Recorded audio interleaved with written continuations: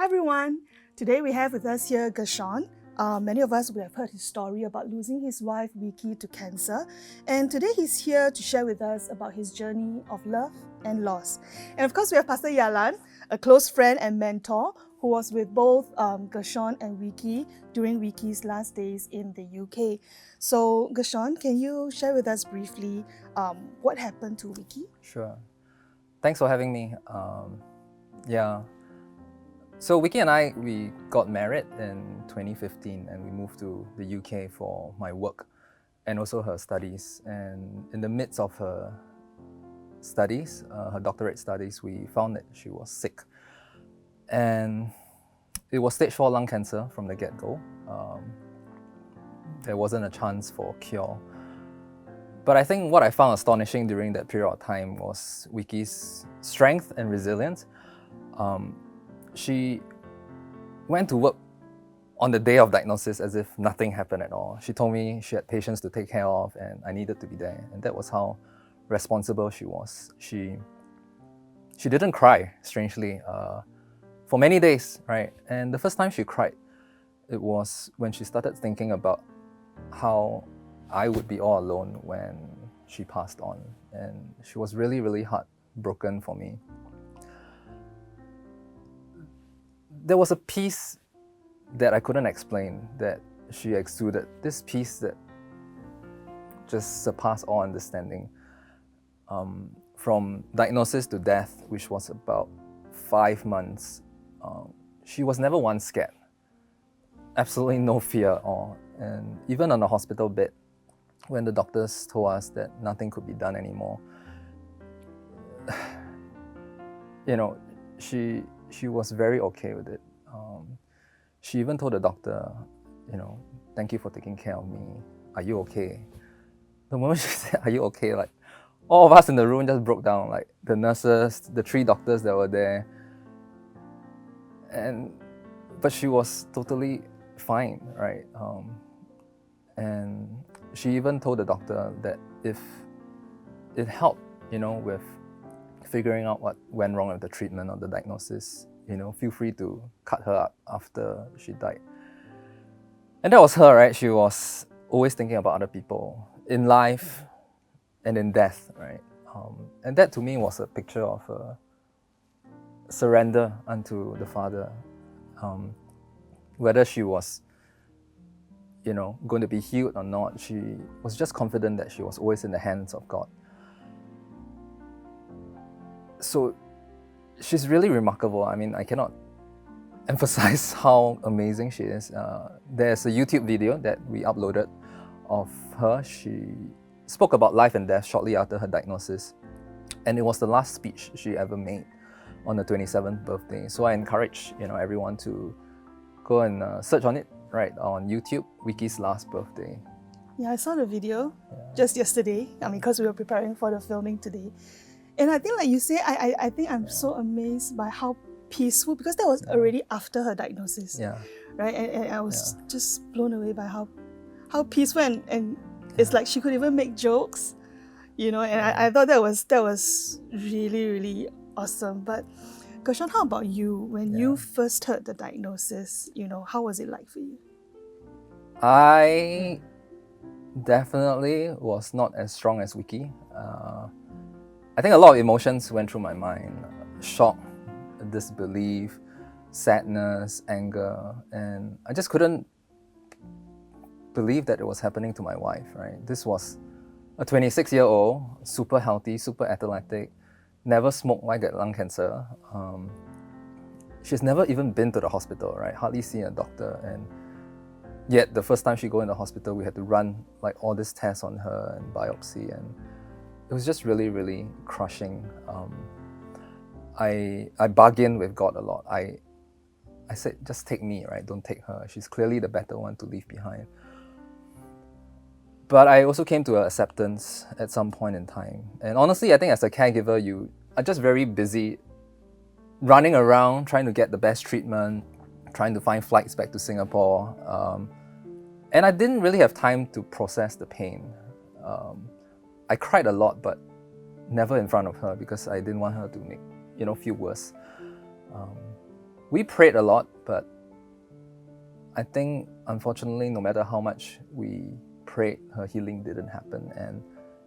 But she was very, very okay with it. I think towards the end, she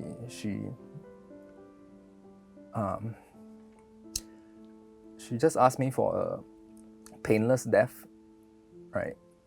That's all she wanted, and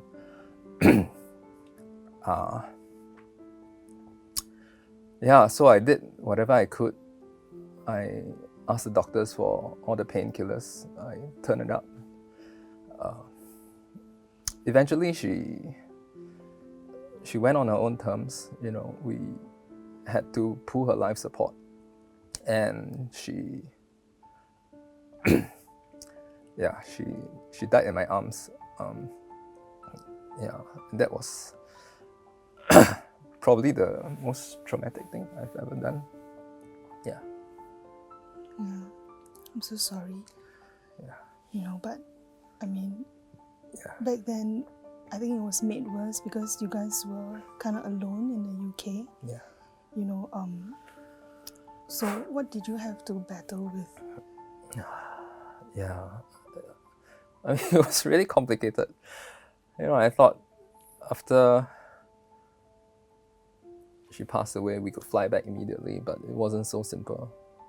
In fact, I got into a mini car accident. Remember? You were with me, right? I just laughed it off. I was like, how bad can it get? Like, what worse can happen, right? I think there was an acceptance, right? But at the same time, we were quite busy trying to figure out how to get back to Singapore. This was early March 2020, right? And, you know, borders were getting locked down, and we were trying to figure out how to fly back. The authorities told us it will take another 10 to 14 days. So there wasn't really space for me to mourn. There wasn't a funeral, you know, as per normal. But I tried to get a flight back to Singapore as soon as possible. This was before the quarantine rules came in, right? And I flew back to Singapore. Her body came back 2 days after me, so this was day 12 probably. And we had a funeral for her. We had a beautiful memorial for her on day 1, right? I spoke at the funeral. I think you spoke. And it was really beautiful. But I think that night I started to feel unwell, right? And I was starting to have cough, sore throat. At 3 a.m. I woke up. I had high fever. My whole bed was soaked, right? And I was like, cannot be COVID, right? Like, you know, what are the chances, right? I lost my wife. In the same period of time, I get COVID, right? Cannot attend her funeral. Like, is this like some Korean drama? If it is, it's really quite bad because they casted a really ugly male lead. And they killed off the beautiful female lead in episode 1. But anyway, you know, my best friend Tia and I, we were trying to figure out what's the best way forward, right? Like, I really wanted to be at the funeral, but I think for the safety of the guests, in case it was COVID, I probably shouldn't be there. So I made a difficult decision of not attending a funeral. I mean, I really felt really bad. Like, I just wanted to send her off properly, right?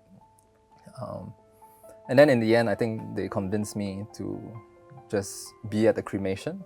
So we told all the guests not to attend. And I think we figured if there's one person that Wiki really wanted to be with at the last moment, it's probably me.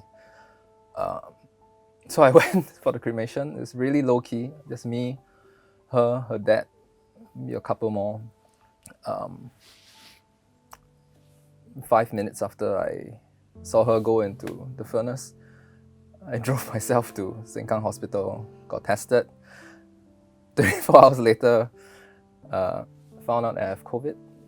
A few days later, my best friend contracted COVID. A few days later, Pastor Yalan, who was helping me with the funeral arrangements, you got COVID, right? So it was a total mess. That's how I can describe it. So Pastor Yalan, you were there with them in the UK, and then you came back, you know, and then you got COVID. You know, how was it like for you? Yeah, so what happened was that I was helping with the funeral arrangement, and I was with Gershon while he was grieving and all this. And I think back then we were not told that we need to wear a mask. So only wear a mask if you were not feeling well. So I did not wear a mask. So after he got to know that he was tested positive and all this, and I was immediately sent into quarantine. So I had to stay at home in a room, isolated by myself and all this. And what happened was that everything was okay. Then on the 10th day of my quarantine, I suddenly had a high fever. And I said, oh no, don't tell me that it's COVID. I was thinking about the well-being of those friends and those family members that have came to the wake and all that. But while I was worried for that, I was also immediately told that I need to go into the NCID, right? So, and at the same time, I was also worried about my family. So it all happened all at the same time. But thank God it was finally that after the 29 long days that I could finally discharge, and I managed to get back with my family. So in total, I was in isolation for about 39 days, right? So like in the course of ministry, sometimes we just want to be with our friends and our members in the challenging times and all this. Yeah, to support them and to let them know that they are not alone. But in this particular case, I am more blessed by Gershon and Wiki. So much blessed. I really witnessed their unwavering love for one another. And Wiki's courage and strength really amazed and inspired me. She was holding on to her faith in God until her very last breath. So, and Gershon was tirelessly, taking care of her every need. Back in UK, I still remember that because their bathroom was on the second level, and because the Wiki couldn't really walk, she was feeling quite weak, and I saw how Gershon picked her back. And then he was climbing up the stairs with her on his back and all that. I never forget the scenes. And this couple really showed me what it means to stand together in the midst of adversity. Yeah. So good. So Gershon, you also had to, be quarantined. Like you said, you didn't even have time to mourn, and you had to be in isolation without the support of your friends and family. How will you describe that experience? Yeah. So I was case 488. And I was one of the earliest cases of COVID in Singapore. And when I was asking the doctor, what do you think my prognosis is, right? Because I was having 41-degree temperature, lost my sense of smell, lost my sense of taste, feeling really, really bad. And then he was like, bro, we don't have a lot of data here in Singapore, but all the cases that we have seen so far around the world, everybody that's dying, right, it's not the old people, it's the young people like you, because their autoimmune system kicks in, right? So he said, honestly, I don't know what to tell you, but we'll just keep monitoring you, right? I was like, oh, thanks. That is a lot of comfort. And honestly, that day I said my goodbyes to my family because I know how things can deteriorate. I saw, what's happening around the world. I saw how quickly Wiki deteriorated. I told them, I want to sign the DNR form, the do not resuscitate form. Because honestly, I think lying on the bed, I really didn't mind dying at that point in time. I wish we could just, just be reunited with Wiki just like that. I mean, I don't feel that way now, but it feels like a part of you has just died, right? It's, when two people get together and get married, it's really two in one. And when your spouse dies, you really just want to die with him or her. So that was kind of how I felt, and I must say, losing a spouse is it's more than just losing a person. It's losing a whole lot more, right? At one shot I lost everything, right? I lost my best friend, I lost my confidant, I lost someone to run and hike and cycle with me, someone to cook together with me, right?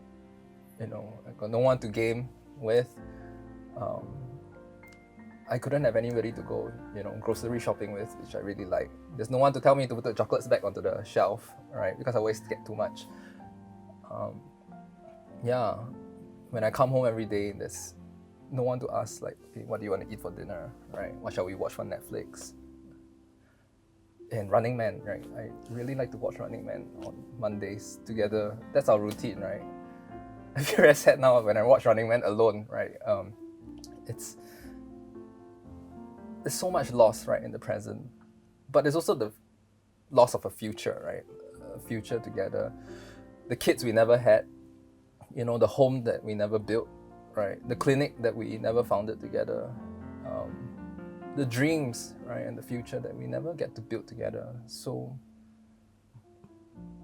yeah, overnight everything was just taken away from me, and it's quite intolerable. Yeah. Must have been really crushing, Yeah. That loss. But then how was life with you? I mean, back in Singapore, with all the isolation and everything. Yeah, it was a very strange time because I came back from the UK. My company was really kind. They provided a service apartment. It was a really large apartment because it was meant for the two of us. But when I moved into the service apartment, that's when it was the first time, right? This was really day 21, I think. It was the first time I broke down after her death, right? Because in the ward, it was a shared ward. I got no space to grieve or cry. Everybody was walking here and there. But in the silence of the service apartment, that's when I broke down. That's when I could finally cry in peace. And after the discharge, I was supposed to isolate myself for 7 days. And so I couldn't see anyone again, right? My friends came by to drop groceries off at the door, but that's about it. Finally, my isolation ended on day 8. Day 8 was the day the whole of Singapore went into lockdown. Circuit breaker. Circuit breaker 1, right? Now lucky was now my friends can't even come and visit me or just drop off the groceries, right? So I was all alone again, right? I went from losing a spouse to contracting COVID to forced total isolation, and it was a totally strange feeling. I was never alone in my 37 years of my life. I was always with my family. When I got married, I was with Wiki. But the first time in my life, I was just by myself. And this feeling of being alone was, frankly, very, very lonely. I've never felt that before, and it was quite tough. Pastor has been talking to us about silence and solitude. You mentioned these two words earlier also, and you were in isolation basically for such a long time, close to a month, yeah? So while you were trying to process your grief still, how was it like internally? So one of the things that you can do during lockdown, besides going to the supermarket, which I went every day, besides buying food, which I went every day so that I can get out of the house, I ran a lot. And because I didn't have anyone to talk to, I talked to God on my runs. And on hindsight, I think these 4 to 6 weeks that I was by myself was the most important part of my recovery, of my faith journey. Why? So God is sovereign. I know that fully well when I saw my mom died of cancer when I was 21. I saw that when Wiki's mom died of cancer when she was 21. And the both of them died in front of me, right? But none of that could prepare me for losing my own wife in my own arms. losing a spouse ranks, I found, ranks number 1 on the Holmes and Rahe stress scale, right? It's the worst thing that can ever happen to anybody. And yet, here I was alone. Can't attend funeral, no one to be with me, no friends, no family. Hardly anybody called me also. I cried alone, I slept alone, I woke up alone, I ate alone. And it was just total isolation. But really in the silence and solitude, right, of the lockdown, I was stripped of every role that I've ever known in my life. My role as a husband, that was gone with Wiki. My role as a son, because my family can't even see me. As an employee, because I kind of stopped working for a while. And then because I was shuttling between countries and can't even leave my own house, even my role as a citizen was kind of like stripped away, right? And I was just laid bare to the core, totally broken. And my faith honestly was in crisis, right? I had to decide whether I was going to give up my faith, to be angry with God for not healing my wife, to blame him for all that has happened, or to be reconciled with him, to accept what has happened, to trust that Wiki is in good hands.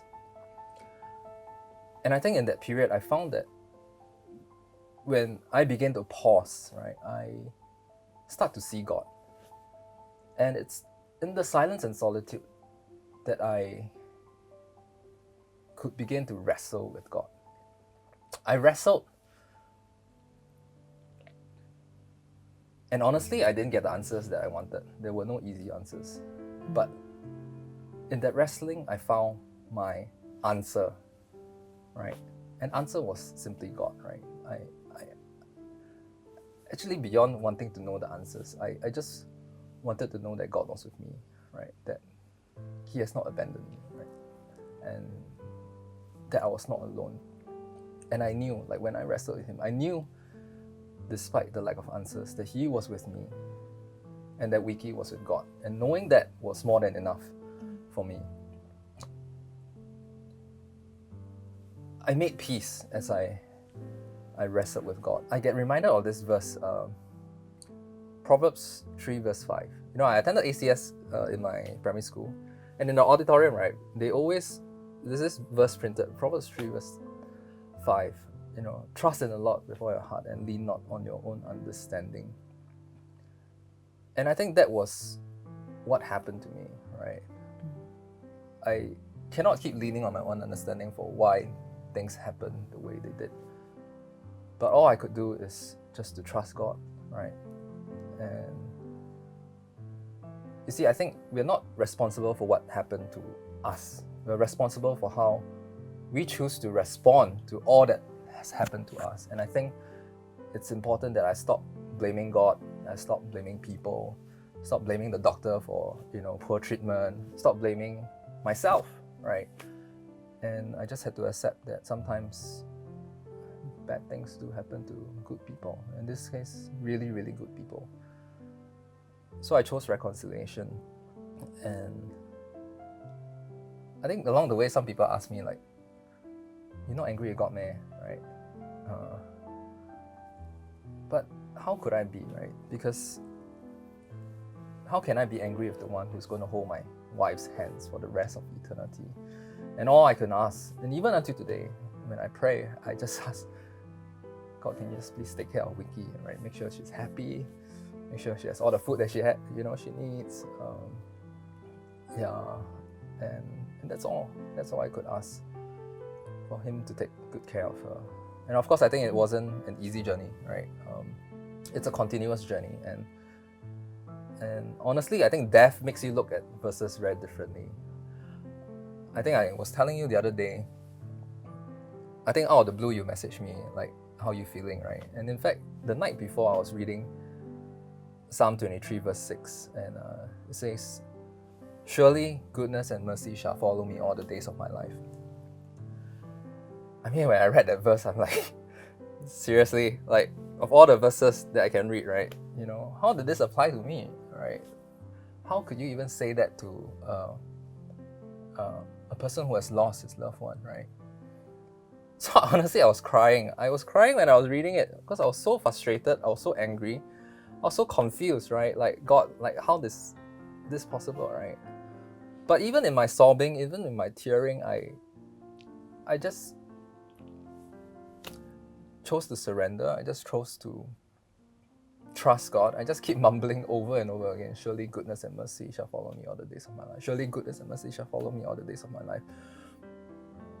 And just trust that somehow, in the midst of the pain, there is still goodness. There is still mercy. Yeah. So again, you know, it's tough. That surrender didn't happen overnight, right? But you know, we just keep chipping away at it, and one day we'll get there. Yeah. How long? I mean, I know duration probably is not the best gauge, but even personally for me, when I had a crisis of faith many years ago, when my mom was diagnosed with cancer, it's so difficult, you know, and in that moment to just say, God, I trust you. Yeah. Yeah. Because it's just so hard, right? So Yeah. what to you was Yeah. the turning point Yeah. where you were able to tell God, okay, it's on you.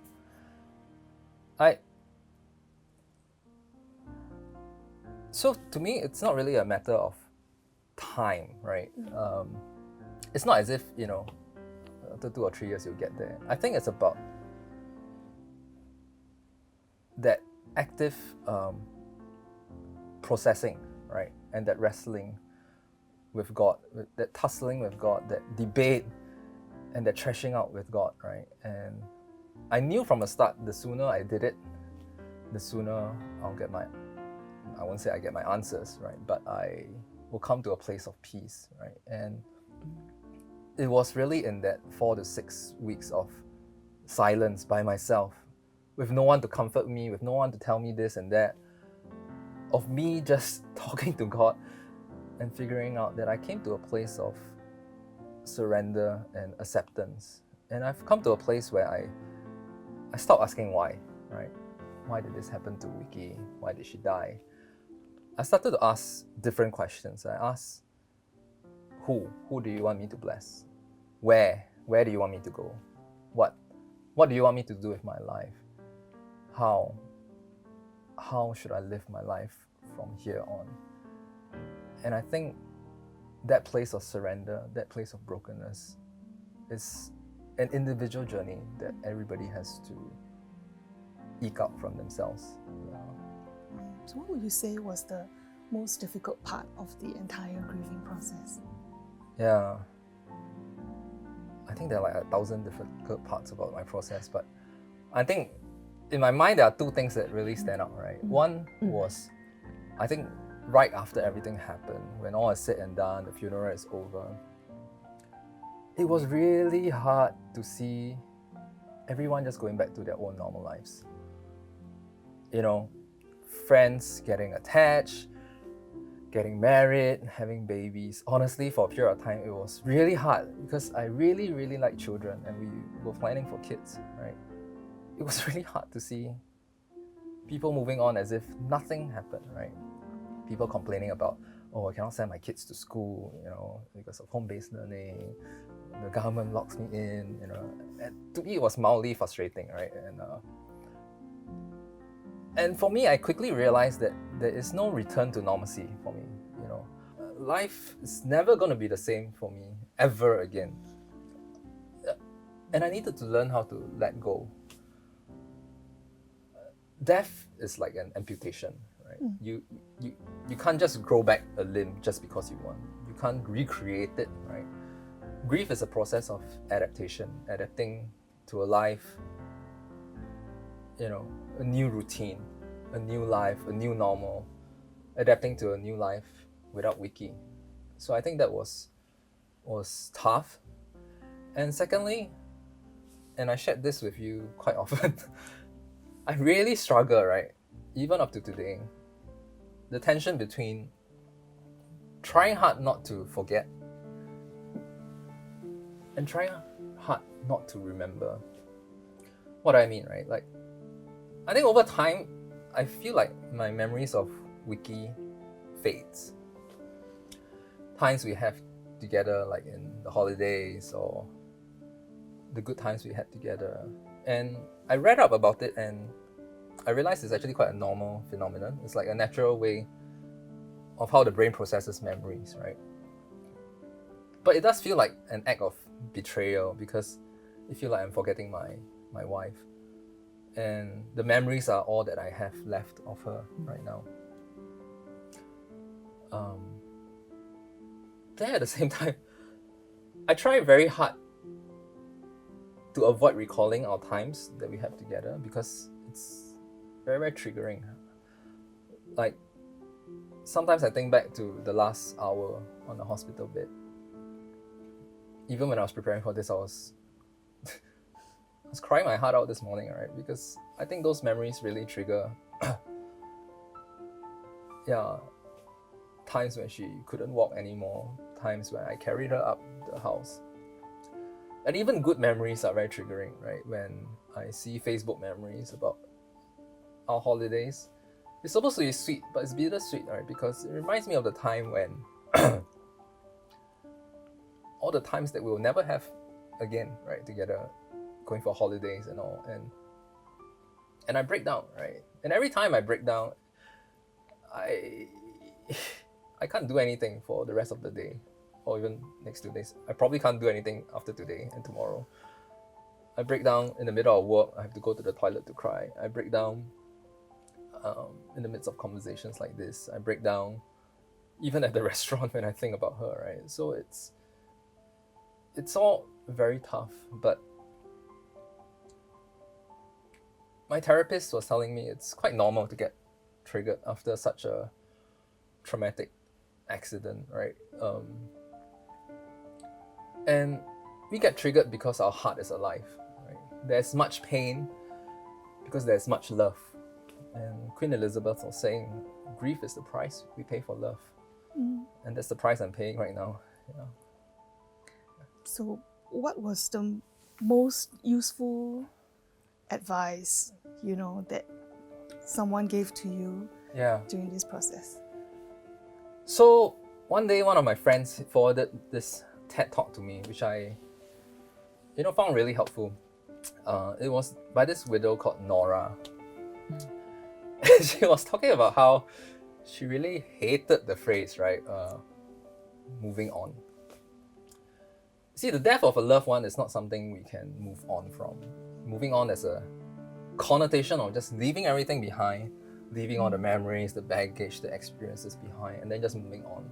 But how could we, right? For someone that has been so significant in our lives, that we have weaved our life together. And she explained perhaps the better way of thinking about it is using the phrase moving forward. Moving forward with the deceased, so present with us. Their love, their spirit, their will, their hopes for us. I think every part of my being, right, has traces of Wiki in it. My outlook, my attitudes, my perspective.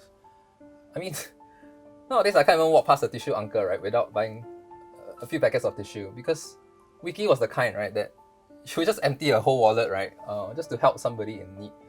So she will always be part of me. I'm grieving, but I'm not leaving Wiki behind. I'm moving forward with every good thing that she has taught me.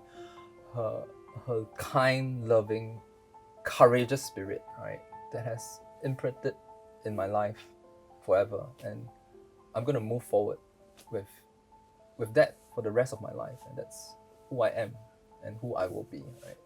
Wow. Yeah. Moving forward versus moving on. Yes. Solid. So like Pastor Yalan, I mean, you're a pastor, you minister to people. What is one thing you say that we should never tell anyone who is journeying, along in the journey of grief? Yeah, I think that people usually will want to say that, hey, you know what, time heals all wounds, you know. I think this is not entirely correct. Sometimes even the counselor, they actually get it wrong, thinking that things will get better with time automatically. Yeah. But I was actually reading a quote from this author. His name is called Young Plubel. Let me get it right. I think it's the quote that is very good to really say. Let me get it really, really right. Okay. So he said this. He said that time does not heal all wounds. It just actually give them space to sink into the subconscious, where they will still impact your emotions and your behavior. What heals is going inward, loving yourself, accepting yourself, listening to your needs, addressing your attachment and your emotional history, and learning how to let go and following your intuition. So I learned that really like trauma, pains, and depression, they are like the huge patches, huge physical wounds in our life that we couldn't see because it is internal. So see, on its own, right, given time, the wounds will actually get infected and it may even get worse. So in order for the healing to take place, that you need to treat it first, you need to disinfect it, you need to dress it, and you need to do it over and over again. You know, and then time will give the space to heal. See, but the fact is that something that needs to be actively done to the wound, say, in conjunction with letting the wound heal over time. So in short, yes, you need to take responsibility, you know, of what is the feelings and what is the reaction to what happened in your life. So we don't take responsibility for what that had happened, like what Gershon said just now. But the feelings that is going through and the reaction to what happened, we need to take responsibility of it. And we need to actually process them in a healthy way. Wow, actually, Pastor, what you're saying now reminds me a lot about when people tell me, you know, they go for therapy, right? And Gershon, you mentioned earlier also that you've been seeing a therapist. How is that journey like? I think after everything that has happened, I broke down a lot, and it honestly made it very, very hard to work. My company is really kind. Okay? Like after everything happened, they allowed me to work part-time. So I was working 50% for 6 months, and then for another 6 months about 70%. And they still give me full-time pay. Great company. In fact, it was very strange, okay, I must tell you, like, in my time that I was working part-time for them, it was the best performance I have ever done in my entire career, right, 13 years with them. So I was telling my boss, maybe I should just work less, right, and you get better performance. But also in March this year, I told my boss, it's been 12 months and I feel like I want to be contributing 100% back to the team. And so despite everything that I've done, right, so far, I think there was still some lingering knots that I have not tied up, and I feel like I should find help for it, right? So for example, there are things that I couldn't do, right? I couldn't sleep properly, right? On most days I was sleeping at 3 a.m. Sundays I'm sleeping at 5 a.m. And then because I cannot sleep, I cannot wake up on time, right, for work. And it affected, you know, my work because I was so tired most of the time. I couldn't focus. I was numb to a lot of things. I had no motivation. I had migraines, right? I think it comes even to today, like once or twice a week. I break down at certain triggers, as you can see. And there's a failure to return to equilibrium, right? To what I was before. So I knew something was really off, right? And around the same period of time, I was listening to a podcast by Simon Sinek, you know, the motivational speaker. And he was telling us how during COVID period, he felt he was off his A game, right? He's, you know, and because of that, he started seeing a therapist, you know, to get him back on track. So when I heard about him, then I'll hear also with Pastor Stephen Fatigue, how he openly talks about seeing a counselor. I felt like if such high functioning people like them could go and see a counselor and be so open about it, what more a person like me, right, who has gone through quite a major trauma. That's when I began to seek help. And I began to research, and as I began to research, then I also realized why I was so hesitant, right, in getting help. Because there are a lot of things I didn't know, right? I didn't know where to go. I didn't know, how much it would cost me, right? There was fear, there was pride. And as I talked to more and more people, there's also this whole element of social stigma of seeing a counselor, which actually didn't really happen to me because Wiki was a doctorate, right, in clinical psychology. And we live in the UK for a long time where mental health is pretty much normalized. We talk about going to see a therapist like seeing a GP. But the fact in Singapore is that, just because it's less tangible, we often treat mental illness less than a physical ailment, right? But we need to start taking charge of our mental health, and it begins by talking about it, which is what I'm hoping to achieve also, partly by talking about my own journey. So I'm very open about it, talking about it on Facebook, on IG, and right now, that really it's okay to not be okay. And honestly, feeling like that sometimes just makes you human, right? And other times, if that feeling is prolonged, we can always get help, right, to get back on track. So therapy has really helped me a lot, and even though it was painful at first to revisit the pain, but being able to process my emotions and grief structurally has brought me to a better place, and I'm definitely still a work in progress. In fact, I'm seeing my therapist in like 3 days' time again.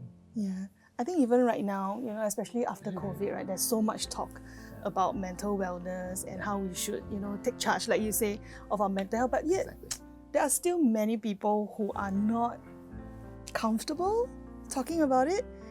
So Pastor Yalan, what are your thoughts about seeking therapy?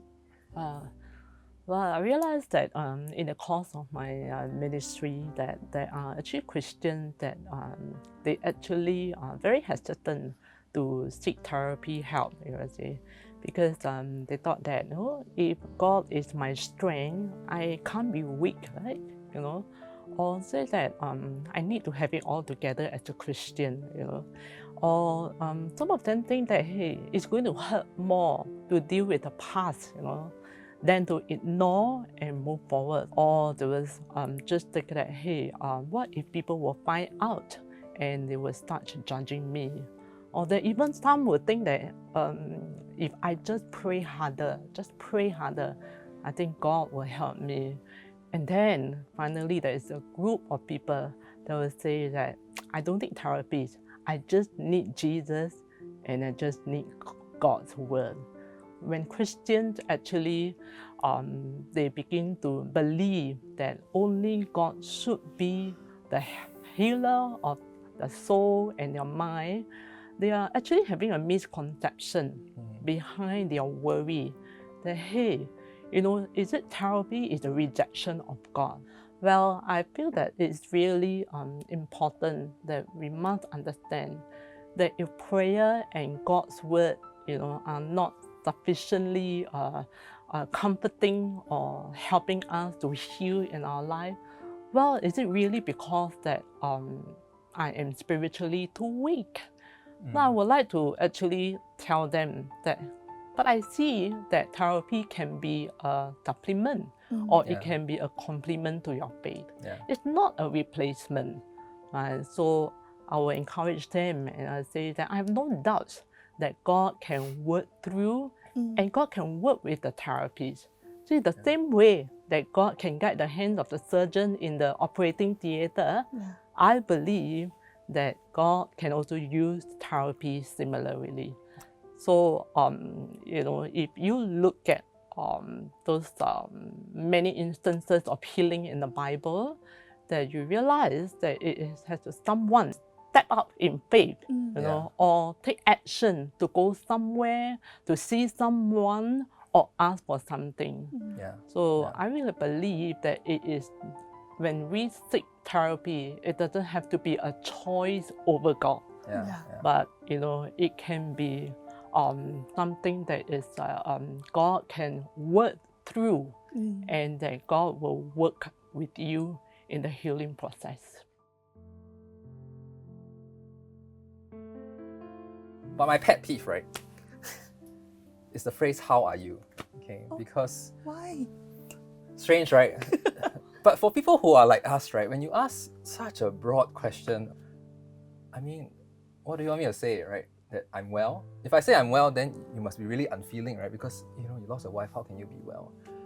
Then if I say I'm not well, is there something you can do about it, right? And it kind of opens up a can of worms every time I talk about my feelings, and then you're not able to minister to me in a proper way. So maybe just fine-tune your question a bit. Let's say, how are you today, right? Because I can feel happy for today, I can feel happy for this week, right? But the moment you ask me such a general question, I know you're referring back to Wiki's death, right? And I cannot say that I'm okay, right? So just ask me, how am I today? The best one is just compliment me, right? Say, Gershon, you're looking really good today, right? That one the best, right? Because requires no response from me, right? I feel good about it and I can go about my day. So yeah, things like that. Very simple. Gershon, you look really good today. Thank you very much.